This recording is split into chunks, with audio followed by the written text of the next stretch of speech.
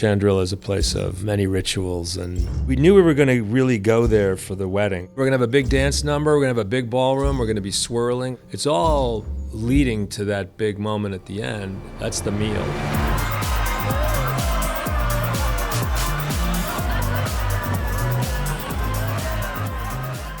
There really wasn't very much about Chandrila in Star Wars. We just really went for what our imaginations led us towards. We kind of want this to feel like a Star Wars-y landscape. And so when we were scouting early on, we went up to Montserrat. It was just such a great landscape that had this kind of oddly sort of curvy shaped, dumpy mountains. Here's a very iconic little settlement in a huge AC landscape. We thought it would be interesting to create something that felt more like the country retreat, the sort of family estate that was handed down, the ancestral home. And we sort of designed this wealth utopia. What's all this?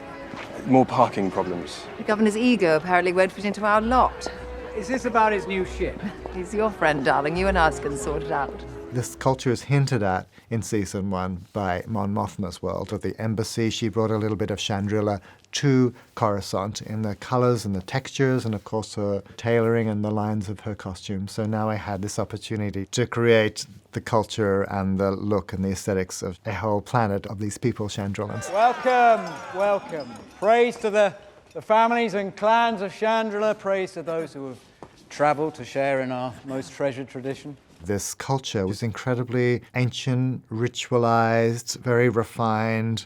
I looked into lots of different cultures, Korea, Japan, even a little bit of Scandinavia. Lots of beautiful textures, shimmery, fragile fabrics, lots of pale, subtle colors, neutrals, colors that we don't really see anywhere else.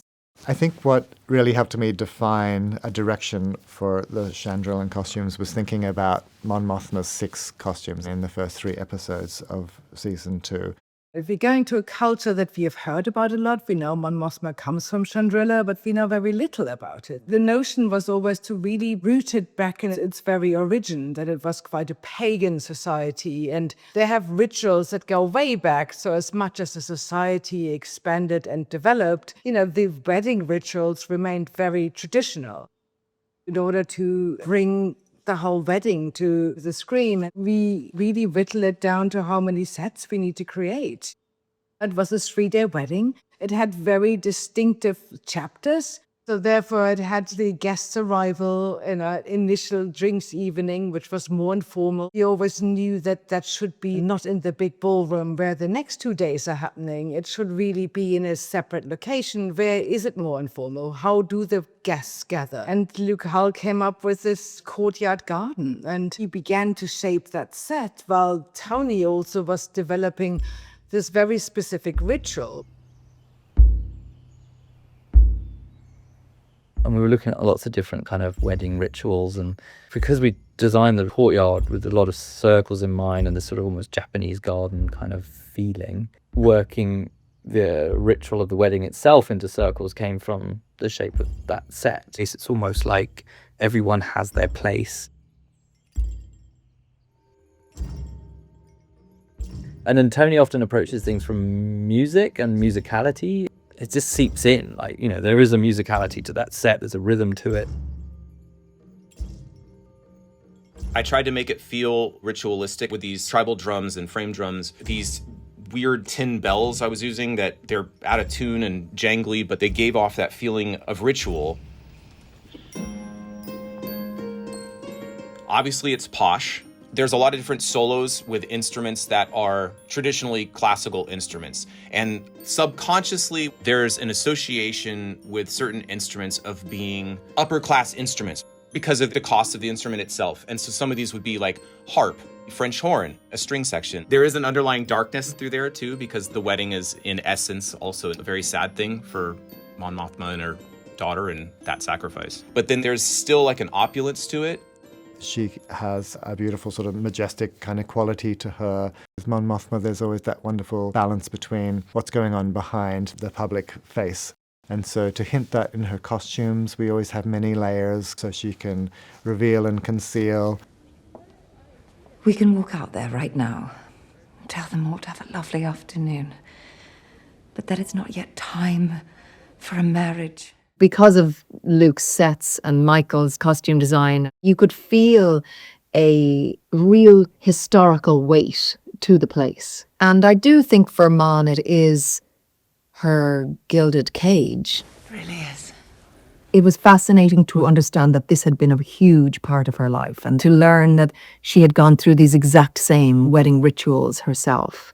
And that was deeply revelatory to me. It made so much sense. Vina de Mataria.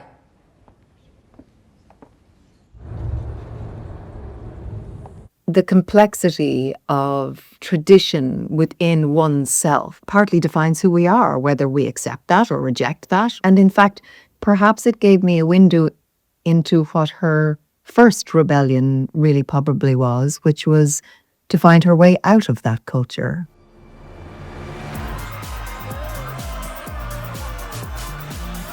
Getting the wedding and using the Niamos music, that was always baked into the concept.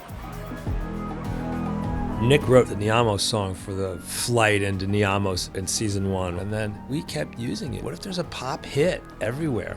And so the idea would be that at the wedding, at the end, there would be this really big rave, and we would use Niamos. Let's just have this ass-kicking EDM, BPM all the way through. I did a club remix of the piece, and Tony had pitched it, and John Gilroy had pitched it as, hey, we're going to alternate between what's happening on Mina Rao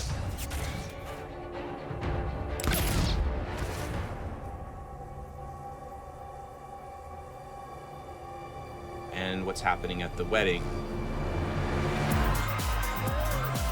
And then this is going to be like a serious, like 10-minute long set piece. So I kind of blindly said, oh, okay. Once we jumped in on it, I was like, oh, this is really hard. As long as the score is in that tempo, even if it's happening on Mina Rao, we can use that as the segue and it will feel intentional. And then the whole thing kind of climaxes, obviously, during that dance. We get to see Genevieve really exploring losing herself, and the pressure has been so much on her she can hardly bear it. And one thing I thought a lot about was movement. So I worked a lot with pleated fabrics. They move beautifully. We did them in lots of beautiful sheer colors, sort of soft fabrics that create beautiful shapes when the characters moved, and allowed us to do beautiful layering. We talked a lot about sort of circular movements, swirling and raising arms, and using the fabrics for the camera to sort of find her as everything descends into chaos. The beautiful dramatic irony of the piece is that if you were to look through a window, you would see this joy, almost like a Renaissance painting full of color and light and movement. And of course, it's a woman wrestling with her own pain and dancing and grappling with herself physically in a way we've never seen before in order to stop herself from screaming. I found great satisfaction in her being able to abandon her stoicism and her physicality and really getting to expose the inner animal of the woman.